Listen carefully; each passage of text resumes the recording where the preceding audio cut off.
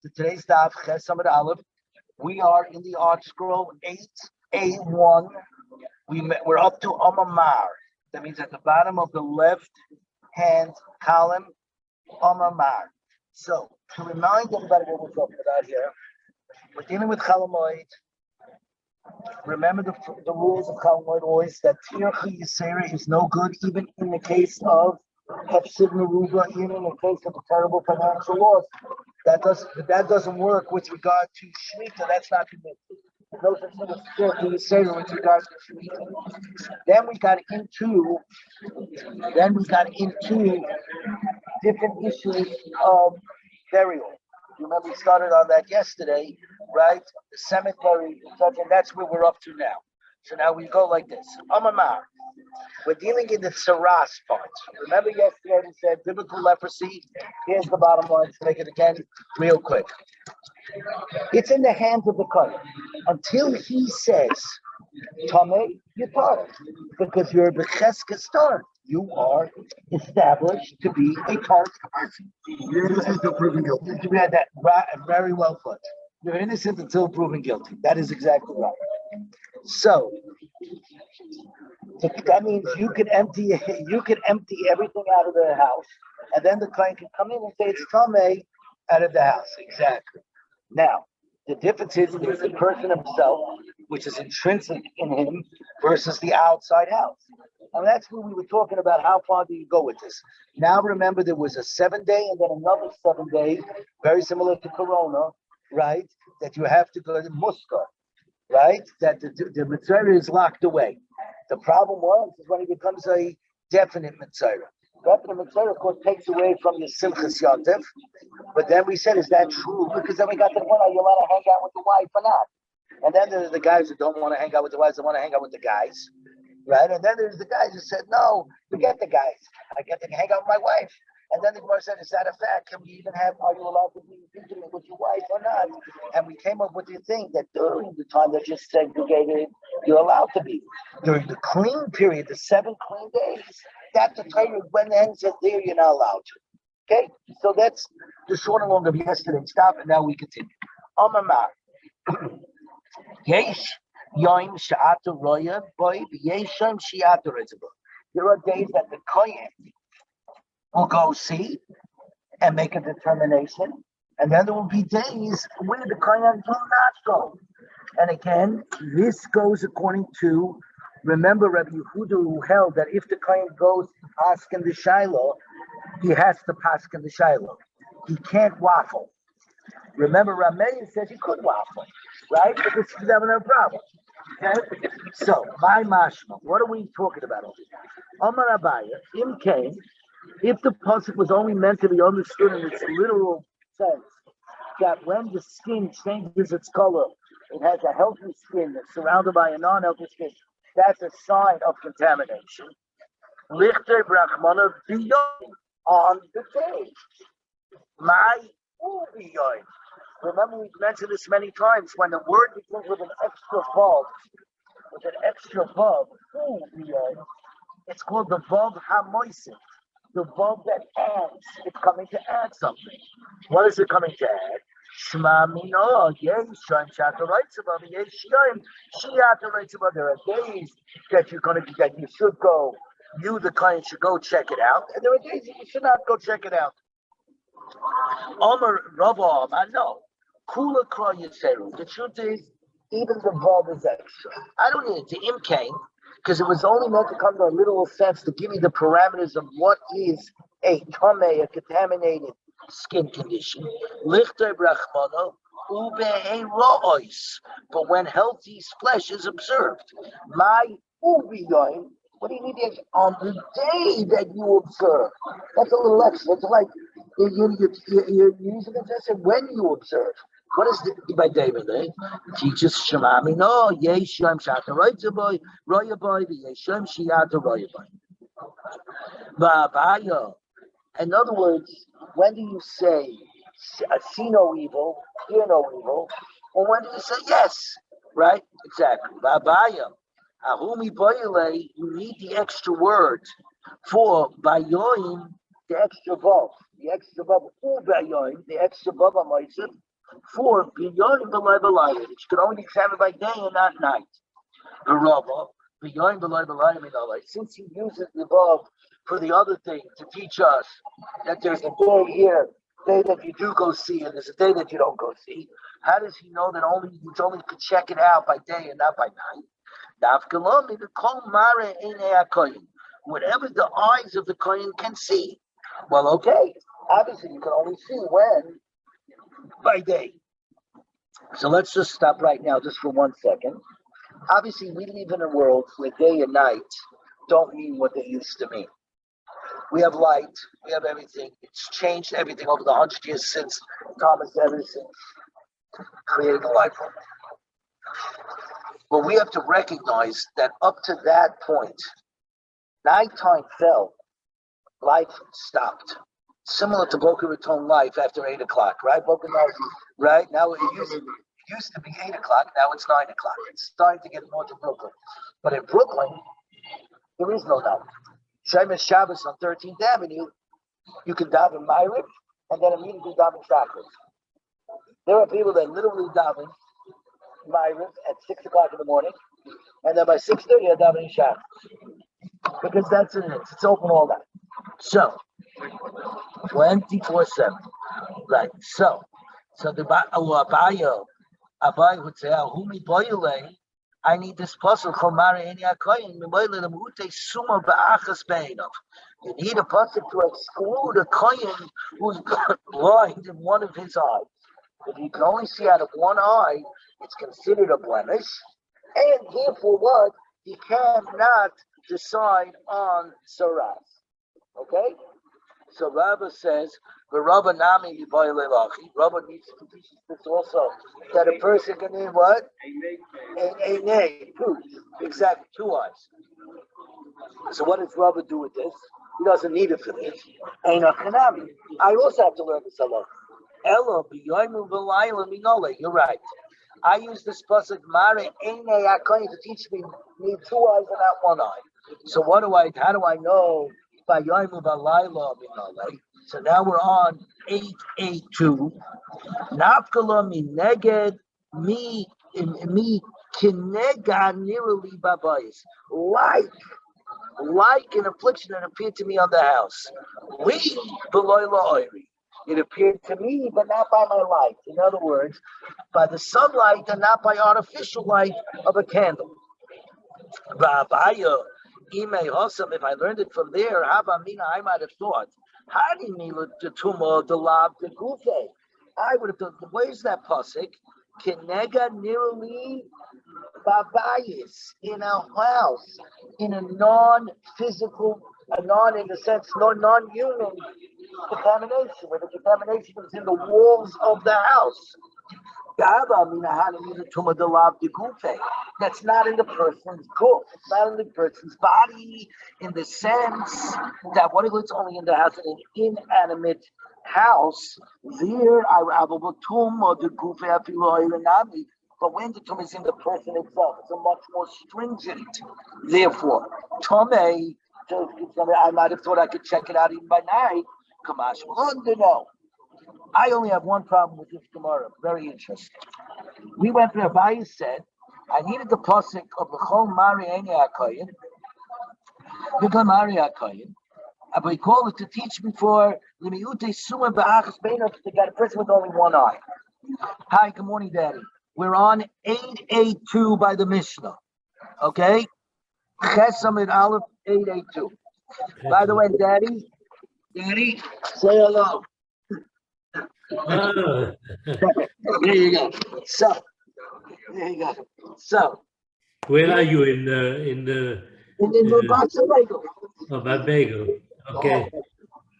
So, here's my question. Rabbi says, and Robert agrees, we need this pasuk, this specific pasuk that we said before of Chomari Eni Akain, whatever the Kain's eyes should see, to teach us that it has to be a Kain with 2 eyes, not blind in 1 eye. You know what bothers me with this? We have an entire Parsha Semar about the Kain with a Baal Moon, a Kain who's blemished. The Torah says a Kain who's blemished is a full-fledged Kain. He's allowed to have truma. But what he cannot do is he cannot do the avodah. He can't do the avodah. He cannot bless. He cannot bless. He can't do this, and he can't do the service in the holy temple in the Beis Hamikdash. If he can't do the avodah in the Beis Hamikdash, why would you think that he could do it over here? This is a mitzvah, just like that's a mitzvah. It's a commandment. The roha akoyin. The koyin shall see the nega. It's an avodah. Oh, so go ahead. That's where I was coming to. He is not an avodah. Right, he is. It's not an avodah. Right. And Dibur, there is, but it's a cut. So it's okay. So Morty Ettinger, I think, has the right answer. That the reason why you need it specifically is because if you had stuck to simply the point that he's a Balmum and he can't do the avodah, you would have said that's an avodah that's in the Beis Hamikdash. That is in the Holy Temple where you're doing physical, seeing and speaking, as we've just said many times, is not a physical act, it's not an action. Therein, you might have said the rules are different. I think that's the answer. Very good. I think that's the answer. Because otherwise the Gemara is very hard to understand because I don't really need it. We know that a blemished kohen is limited in what he's allowed to do. But you might have thought he's not limited here. Very good. Says the Mishnah. Rameir is, remember, the lenient one. He doesn't have any problems. A person is allowed to gather the bones of his parents to return them on Chalamoid. This is the case where somebody, a parent, passes away. Let's say they pass away, they're here in Florida, and it's Corona and you can't get out. And so you bury your parents, but the family plot is up in New York. So you're allowed to intern them. You're allowed to take them, the bones. You have to wait until the body, you actually have to wait until the body, decomposes. Once you have the bones, you can take the bones, wrap them neatly, you're not allowed to, with respect, and you can transfer them to be in thing.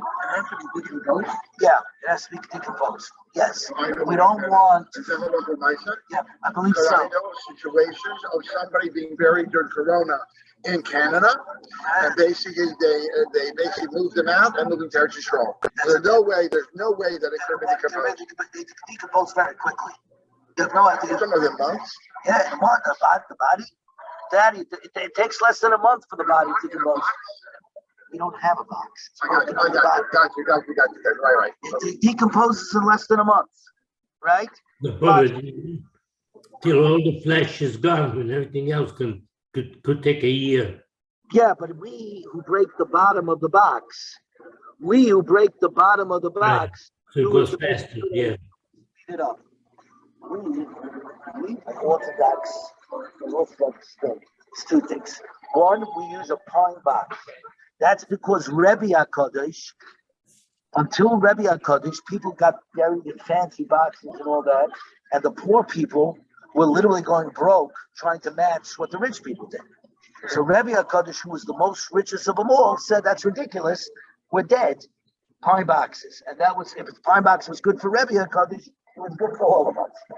The second thing we do is very quietly, we break the bottom of the box.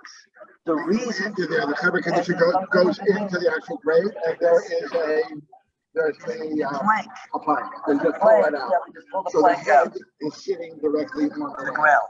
The reason for this is we want the body to decompose as quickly as possible, to leave all its earthly bounds as quickly as possible. And that's what our mission here is talking about. Your malaki adam atzmos other imai. The body decomposes. You have to bury him in Florida because of Corona. You're now bringing them to New York or to Eretz Yisrael for the family plot. Okay, you're allowed to do it even on Chalamoid. Why? Now listen to this logic. It is joyful to him because he's doing the thing that, as respect to his parents, he's giving his parents great respect. That brings joy. Rabbi Yossi, I mean, just the opposite. Abel Hulai, it's a source of mourning because now he has to relive. The pain. On the other hand, he knows that the neshama of his parents would be happy that they're going to be buried in the Kivrei Avoso. Correct. So that's Rameir. So Rameir says that knowledge, that emotional, that one no knowledge. Rav Yossi says, but people are people. This is extraordinarily different. It's very nice to know on an esoteric level that your parents think, but right here, right now, it's a very hard thing, as we could all imagine. Sure. To give the example, okay, if I may, when my father's of the Zitzan Shtak we went to Auschwitz, Daddy. Remember? Yeah. And my father walked to the back of Auschwitz and got to the crematoriums where 3 of his grandparents died in the crematorium and are buried there in the ashes in the ground. My father broke down crying, right? He broke down, he said a Kaddish without a minion even, right? And it was one of the greatest Kaddish I ever heard from the soul, from the depths of the soul, because that's Rabbi Yossi. Eivel Huloi. Even though this might have been the first time that my great-grandparents may have gotten a Kaddish said on them at their graveside, as it were, in Auschwitz, nonetheless, for my father was extraordinarily thankful. Okay, that explains what I'm trying to say, that byplay. Lo ya'ore odom al meis. The burial, you have to keep it there. Oh, that's going to be the Gemara. Exactly. Hold that thought. Lo ya'ore odom al meisai. A person is not allowed to inspire lamentations for his dead relatives. As we're going to see, they used to hire people. That was their job. They were very good to cry, the criers, to do it. Literally, that's why it's called a crier. To cry on your behalf, and really, like we have by the chasna, what's called the father, chokers of the chasna. For the funerals, they had the criers. They used to say by the Alta Hamer, they didn't know a guy, they would hire a guy, and they would have an onion underneath the podium when he's supposed to do that. Jerry said that his grandfather said in the Alta Haim, if the guy speaking didn't know the person, they would get him in Belarus, they would get him an onion. Right. No, I have a better joke. Yeah. The guy that's hired, Right. is asking, well, the price is different. If you want tears, it costs more. You don't want any tears, it costs less.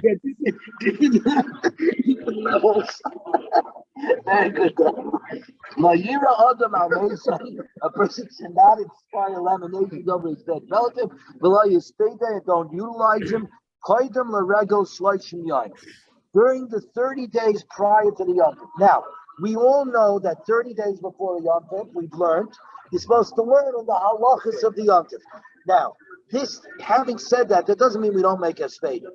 So we're going to get to this at the end of this, how we pull this off.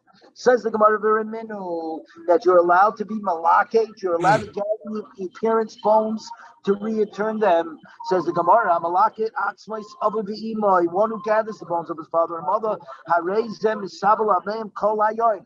This is what Mr. Ettington just said before. The first thing is you do have to have availus for that day. But not at night. It's a daytime thing. Okay, for a few hours. For an hour or two, you have to be misabel.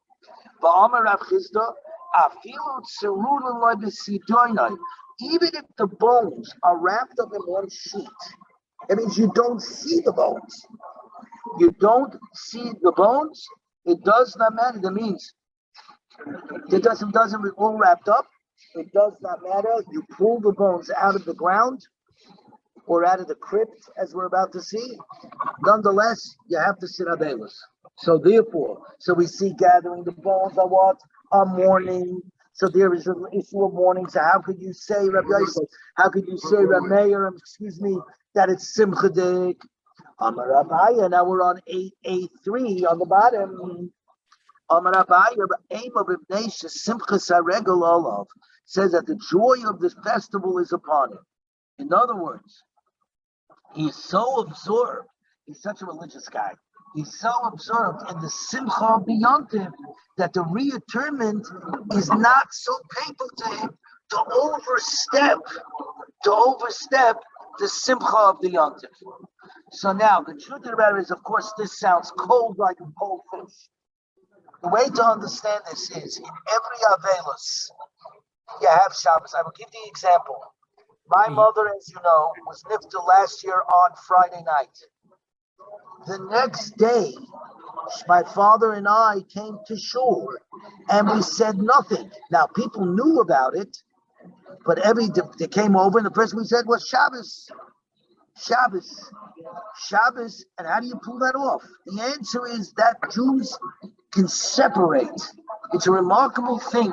We can separate our personal sorrow, our personal pain, for the greatness of Yiddishkeit.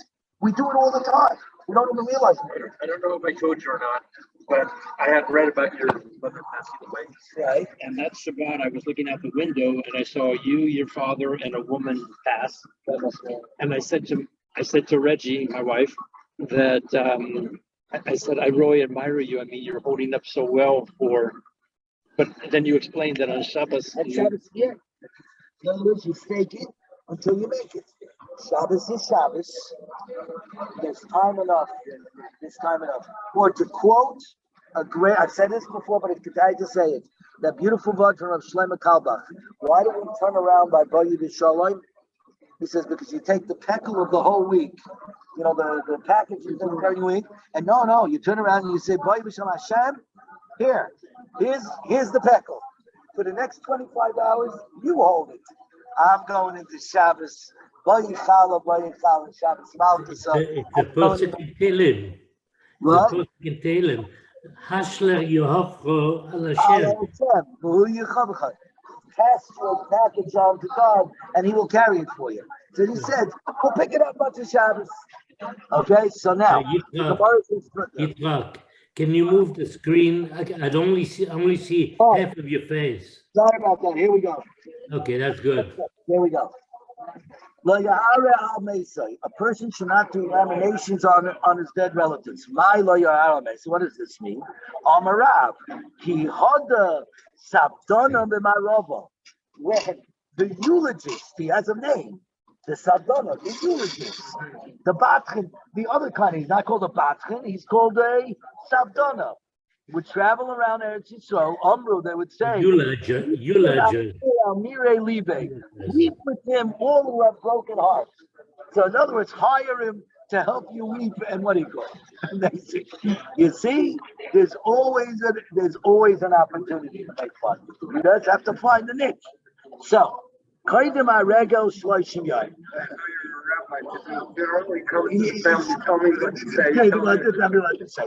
On the other hand, I will show you the other side of this. Back in the day, many years ago, when I had my first child, my Simi, who today is a mother. Anyways, the day after I had it, there was a conflict in the office where Mr. Ettinger had to be in two places at one time.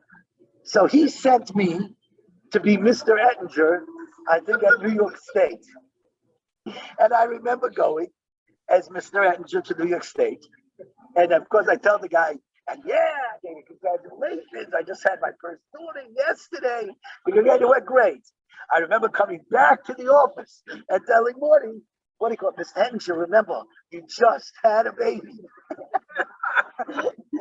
Story over 31 years ago, but who's counting? Anyway, so this is exactly the same story. You join in, you make things work. So, so 30 days, seen again. My shana shloshim. What's the 30 days? So it says the Gemara. Amarav Kahan, Amarav Yehuda Amarav. My sabah there was a story with one person, Shinkines Mois Lalis Larego, who gathered up money, saved money to make the pilgrimage for one of the Shalosh Regalim. And a eulogist came and stood by the entrance to laminate the loss of this guy's relative that happened. And the wife took the money that the husband had put aside to go up on the regal and gave it to the eulogist. And what happened? The husband had to stay put. He had the money and he couldn't go up. A person should not inspire lamentations for his dead relative or eulogy And the reason for this is very simple. Grief is a great emotion. We worry about that in that period of time, you will not make smart decisions. So we give space. Says the Gemara, Shmuel Amar, Shmuel says, and now we're on Amid Beis. Ches Amid Beis, 8b1. Lefi she'ein hameis mishtakeach min alev shloishim yoyim. Because a dead person is not forgotten from the heart for 30 days. So we need to understand this. Because we have a rule. Do you know why we have a yard site? Especially the first year, you make a special yard site suda. Because shochach, forgetfulness, starts taking place after 1 year. That is the reason why we have to read Amalek, the story about Amalek, once every 12 months. And that's why it's a problem when you have an Ibn yard, an extra Adar like a Bissa, then it turns into 13 months. So you actually have to have in mind Purim, exactly during the Megillah, that the destruction of Amalek. Because every 12 months is forgetfulness. We don't want you to forget. Why does it say 30 days over here? Notice the words, Mishtakeach min halev. Not mishtakeach from your mind, but from the heart. The pain of the heart, where the breath comes hard, where you say, how can I continue? How could the rest of the world just be walking around like nothing happened? That lasts for 30 days. Jerry, stam nidoy shloishim yoyim. Right? That's the way it is. 30 days is the what he called, is the thing. That's what we're saying over here. My benayu, what is actually the difference between them? Ike benayu de ka'ovid bechinam is where the eulogist is willing to work for free. So where the guy is willing to work for free, so there's no problem if you're spending your money that you don't have, so that we can let him go ahead and wail away. But if the problem is that it's going to create, the person is, what do you call it, going to get all, we'll get all messed up again, that's no good. And we hold like Shmuel in reality. Okay? Now, today, we don't eulogize, but, meaning the guy gets up and says, the halacha is you're not allowed to eulogize, right? So I'm not eulogizing, I'm just going to talk about the dead. I'm just going to talk about the mace that was here and all that. And that's how we get around the eulogy. Okay? Yeah. Is there any sort of kind of segula or something? Think about this. Somebody passing away on Moed or in a Yonzit, etc. Yes. Klosenberger Rebbe, on his thing, Klosenberger, it only says that he was loved in Rudnik. It doesn't even say he had anything to do with Klosenberg, because he was never actually Rav in Klosenberg. Klosenberg was an Ashkenazi city. He was a Rav in a little steeple in Klosenberg. That's it. Interesting. And you know what he wrote? He said, all they write is he's from Rudnik, and then the Hasidim wrote on the bottom, and that's all we are allowed to write, because that's what the Rav wrote in his Sabah. The problem is, I know it's not a problem. When one eulogizes a person, and they Lord theoretically, we say in a Shemayim, they're listening. Then they go saying, "Wow, we better check out the videotape, the USB chip, and see does this really match up." You're not allowed to lie out and out at a eulogy. So if you have nothing to say this guy was so great, he didn't think about Torah in the bathroom. He was so, what do you call it? The fact that he didn't think about Torah outside the bathroom, maybe. But he still didn't think about Torah in the bathroom. Okay? That's the idea behind it. So now let's go to the next one, which is very fascinating because it goes to something that's going on today in Eretz Yisrael. Ein choifrin kuvaris b'mayit. You're not allowed to who out burial niches or tombs during Chalamoid. So first of all, everybody look at the pictures on the bottom. Just gives you an idea. The crypt, they would make recesses into the walls of the mountain, and they would put the bodies in there. The reason why I bring this up is because, in fact, in Yerushalayim specifically, they are running out of space to bury the dead. Haram and what? Right, they're doing that. It's not just, they are doing exactly like this. They are hollowing out from the inside of the mountain and they're going back to the old ways. They're making crypts. The bodies are going to be put into the crypts. And they're going to pile it all the way up to the top of the mountain. They're doing this all over the place because Haram and Nuchis is full. Harazesim is full. We're running out of places where to bury people. This is a huge business, by the way, because they're charging close to $20,000 per grave. More, it's gone up. Now they're up to 60. Like 20, 30, but Armanuchis is over 50,000. Right, Armanuchis is over 60. Right. We actually have, amazingly enough, my father's great-grandfather, Pinchas Elimelech, somehow is buried on Har HaZeisim. His son is buried in Grossfedain in Romania. My grandfather is buried in New Jersey. So look at this: New Jersey, Romania, Har HaZeisim in Yerushalayim. That's just 3 generations of Zimmermans. So, amen. Exact, all of them. Of course, that's my other grandparents. Unfortunately, were actually there was Zeicha to Kadoshim Elyon. It is Kavurus Yisrael, just not in the way we would know and everybody would want it. In truth, so this is just a fascinating thing to realize that we are now going back to the way things were back in the day. And we can, what it called? You're not allowed to create these tomes, but you're allowed to adapt the bridge. You can fix them up. You can cement them. You have to make sure they're not collapsing. That you can do. You're allowed to create a wash pond to do laundry on Chalamayit. And you can construct a coffin for a deceased person in your courtyard where you have wood. Rabbi Yehuda says this is not allowed.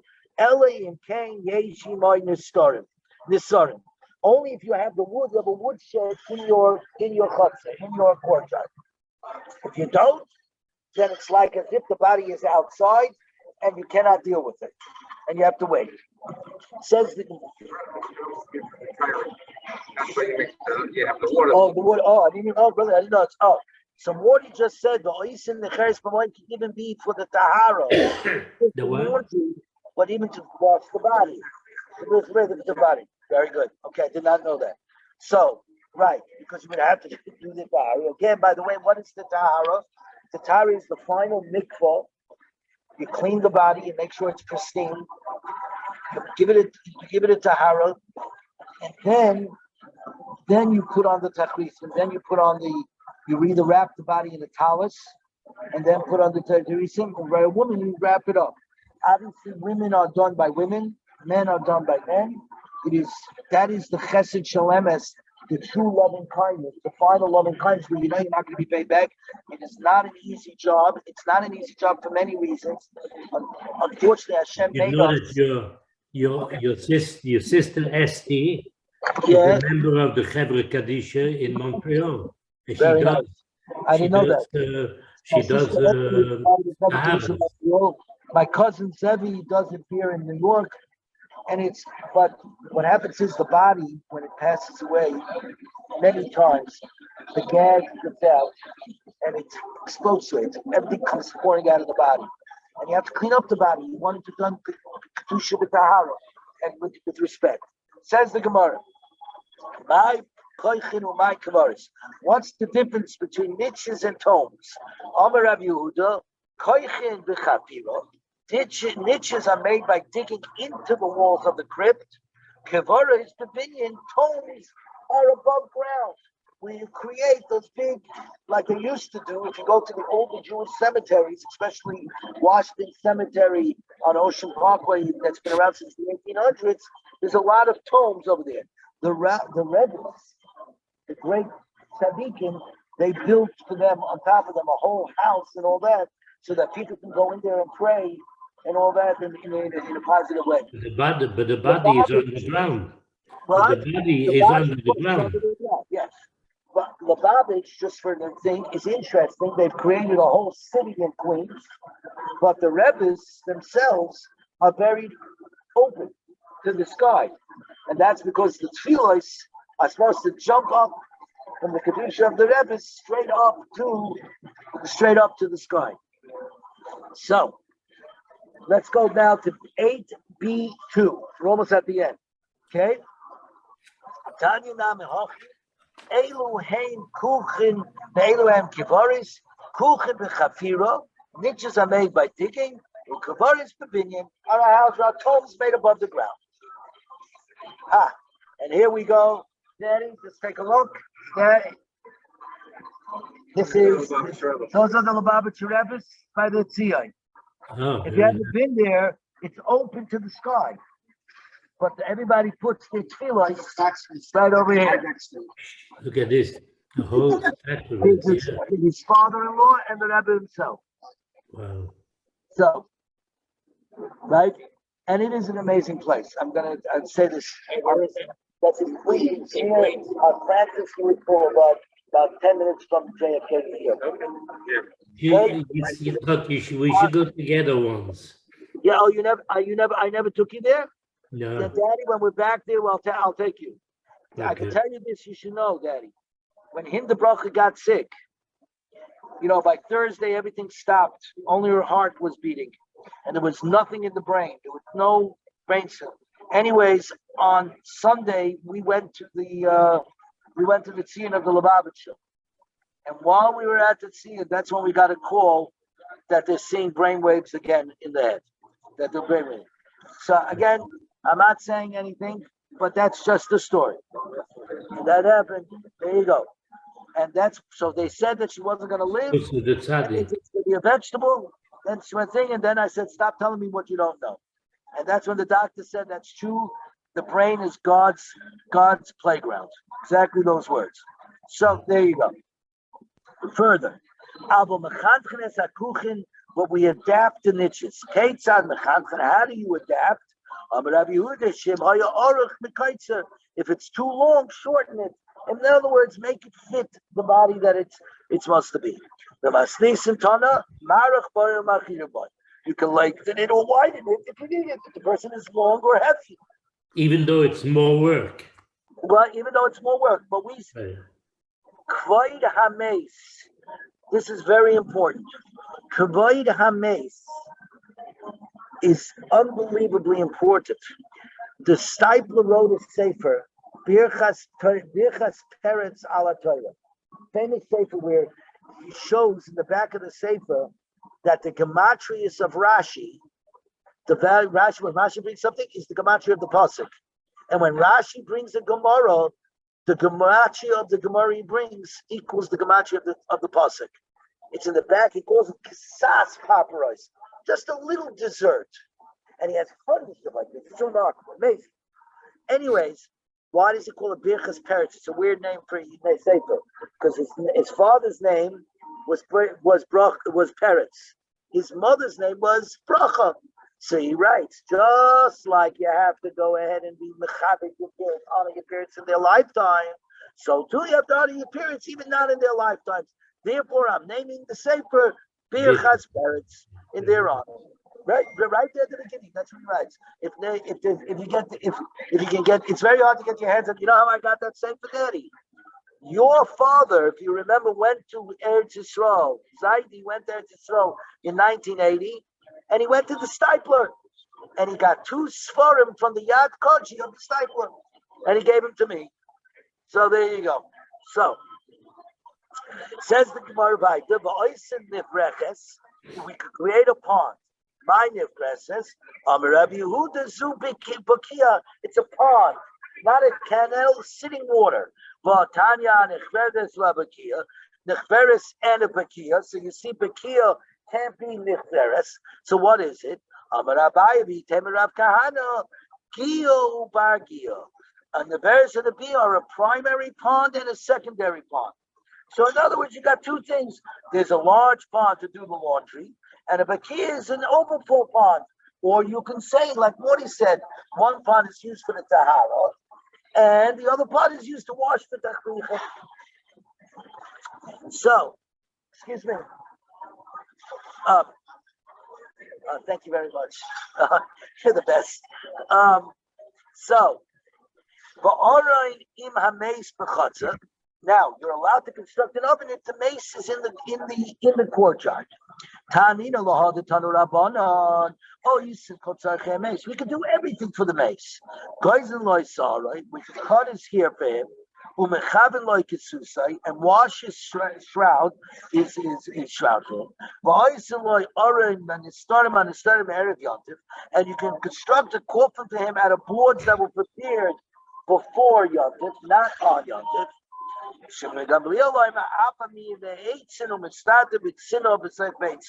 You could bring wood and saw them into boards privately in your house, meaning in your chutzah. For the honor of the dead, you can do that. And in truth, if a person dies, heaven forbid, on the first day of Rosh Hashanah or the first day of Sukkot or Pesach, they bury him on the second day. The Vina Rav that happened to was buried that way. Others it has happened to. Let's just do. By the way, What? It's not the minig anymore to cut the hair of you're not allowed to. We don't cut the hair of a mess. No, we don't do that anymore. We don't do that anymore. But see, Daddy, I wouldn't know. Some of us don't have that issue. Yeah. You seen it? Morty says that in fact he has seen them cut the hair. The what? No, not the hair.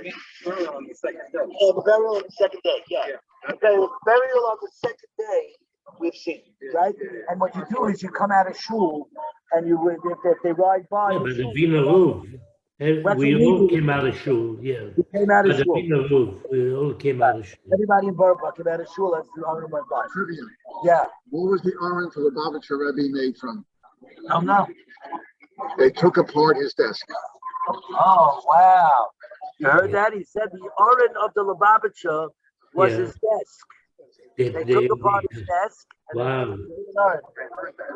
Wow, that's beautiful.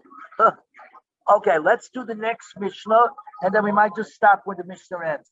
We'll go over. Let's see. It's 9 o'clock now. We do not marry women on Kalamayit. Loy besulais, veloy malamanas. Neither. I'm going to get back to that in a second. Neither a virgin, a first marriage, or a widow. Morty just made the point that it says ein noisin. Remember, marriage is broken into two things: erisin, which is the engagement, and the suin. Engaged, you can absolutely get engaged on the suin. Even by the Hasidim, they go further. We make a vart. We announce to the world. They go further. They break the plate. You seen that? The break. It's called it tonight. And what's the beginning of that? What is called? They take the plate and they actually break a plate. That means they make conditions. Is that what you're doing? But that's the beginning. Right, that's the Beginning first of the, time they break the plate. yeah, That's before the wife starts throwing plates. no. That's just to let the husband know what's coming. Right. Okay. But the Hasidim, Well, you heard about the 3 rings of marriage. what's good? The engagement ring, the marriage ring, and the suffering. There you go. So, which then, if everybody pulls in, 1 second. I'm not going to say this too loud. Marriage is compared to a tea bag. First, it's neatly wrapped. Then you realize it's what? I can't see you. Oh, okay. Then that marriage is like a tea bag, Daddy. First, it's neatly wrapped. Then you realize there are strings attached. Before you know it, you're in hot water, and at the end, you're left holding the bag. Very good. So, only on the Boca Daf Yomi. Anyways, so here we go. So this is what it means. We can absolutely get engaged. The Hasidim go as far as breaking the plate, creating the conditions. We do not do that. We do it at the wedding itself. At the wedding itself, it's something that we do. Okay? All right, next time around. You know what? Actually, that's why we get you didn't break the plate yet, right? So when the dude makes the marriage in May, we're gonna pay attention. Is it done during the ceremony? Before. If the chassid's fish, before they bring the chassid to do the badekim. Both mothers come. Both mothers come. I mean, that's why you haven't seen it. That's Brad, they did that. Yeah, I'm sure they did. Yeah, you'll ask Brad. You probably just Don't ask Brad. You gotta ask Reggie. ask Reggie. You should call the plate. Because it would have been the two mother-in-laws. No, I know my mother did.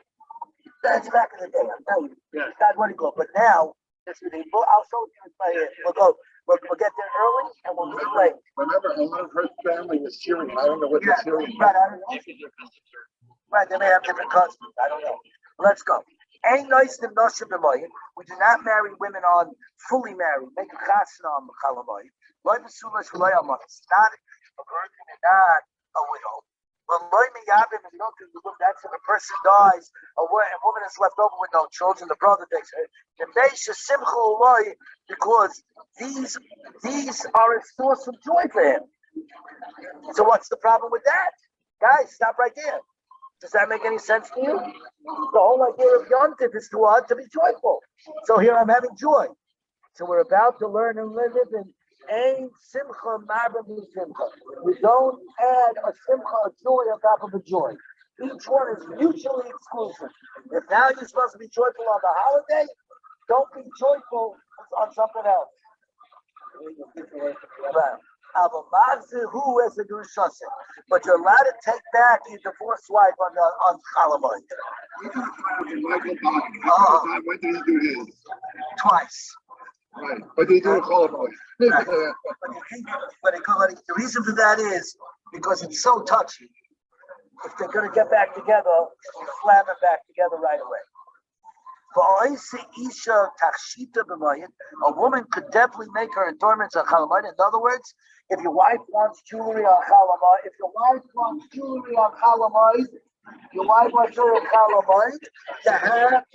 you have to take a shopping bag. Rabbi Yehuda says, my son, but what? Now I see why Gemara is just for men. It does, written by men, for men. Remember that. Rabbi Yehuda, she's not allowed to apply lime to her body because it's a disfigurement to her. No more that. We're going to get into this. You're going to be amazed at the upcoming tomorrow. An unskilled person is allowed to. I remember when women used to smear their face with egg yolk. Oh, egg yolk, the mud thing. Yeah, that's what they say. Wait till it dries up and then peel it off. Yeah, you take off the mask. Right, exactly. An unskilled person is allowed to do in a normal manner because his normal manner is not normal. It's simple. But a skilled person has to use irregular things. So this is an important thing. An expert has to do things differently. Okay? So for an example, that's it. Exactly. You're allowed to interlace the support for beds. Okay? You're allowed to go ahead. The beds in those days were obviously made not with springs, slats. Okay, you could overlace it with ropes. Okay, but not too tight. You could even tighten them. You can go all the way and set it into motion. Let me just give me 1 second. I want to see where to stop over here. Okay, no, we're going to stop right over here. We're up to the Gemara because the Gemara is thing. And tomorrow, Mitzvah Shem, we're picking up over here at 10 after 8.